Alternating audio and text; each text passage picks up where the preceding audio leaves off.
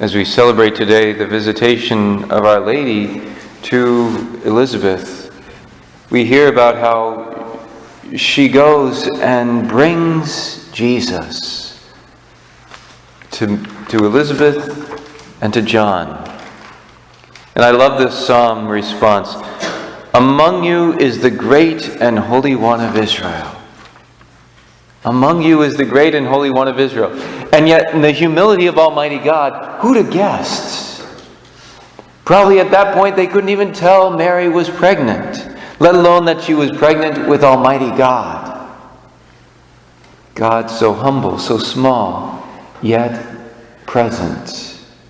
Among you is the great and holy one of Israel.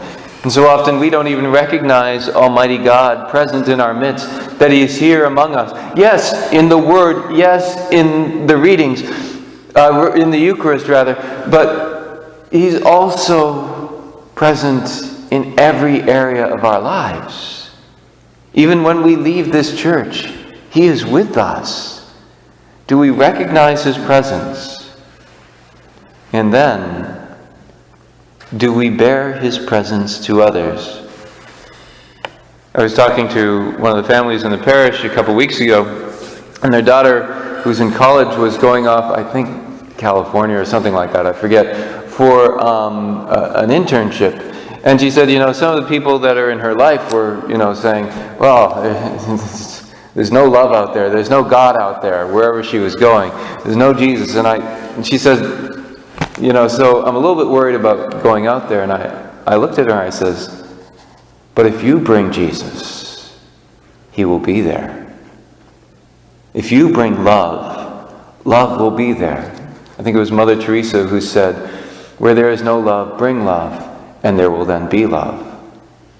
Where there is no Jesus, bring Jesus, and there will be Jesus. That we are invited to be bearers of Christ, bearers of Almighty God, like Mary, to the people around us. And when it seems, God isn't here present in our midst, He's in you though.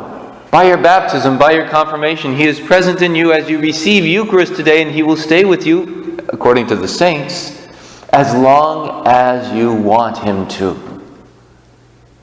So then, we are called, like Mary, to bear Jesus into all the areas of our lives.